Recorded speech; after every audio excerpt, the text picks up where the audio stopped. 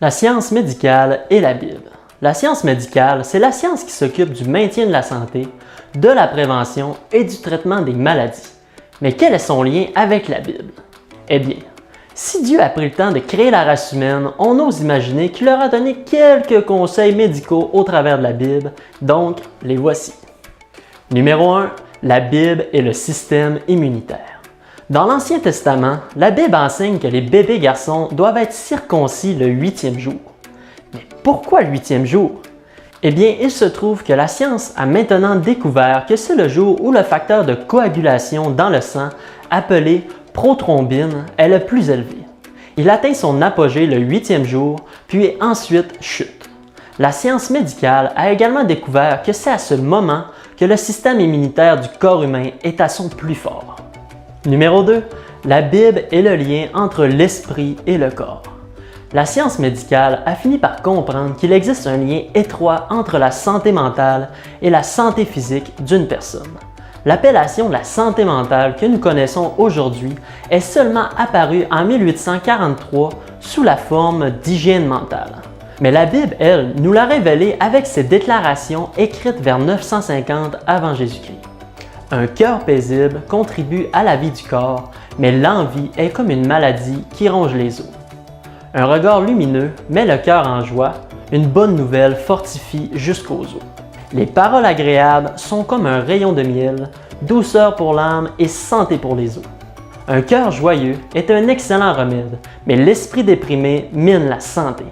Des termes plutôt éloquents qui font clairement référence à la santé mentale. Numéro 3. La vie de la chair est dans le sang. L'importance du sang dans le mécanisme du corps humain n'a été pleinement comprise que très récemment. Jusqu'à il y a environ 130 ans, les malades étaient saignés et beaucoup sont morts à cause de cette pratique. L'ancien président des États-Unis, George Washington, a lui-même été victime de cette technique et a été saigné à mort en 1799 à cause d'un simple rhume.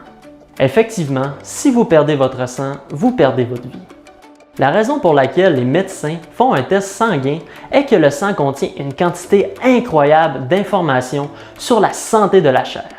Le livre du Lévitique, écrit 1400 ans avant Jésus-Christ, déclarait que le sang est la source de la vie. La vie de la chair est dans le sang. Le sang transporte l'eau et la nourriture vers chaque cellule, maintient la température du corps et élimine les déchets des cellules du corps. Il transporte également l'oxygène des poumons dans tout le corps. En 1616, William Harvey découvrit que la circulation sanguine était le facteur clé de la vie physique, confirmant ce que la Bible révélait 3000 ans plus tôt. Regardez comment le sang affecte la chair. Les anticorps dans le sang neutralisent ou aident à détruire les organismes infectieux. Chaque anticorps est conçu pour cibler un organisme envahisseur spécifique. Par exemple, les anticorps antivaricelles cibleront le virus de la varicelle, mais laisseront un virus de la grippe indemne. Il n'y a pas de meilleure façon de décrire la fonction du sang par rapport au corps humain que de dire « la vie de la chair est dans le sang ».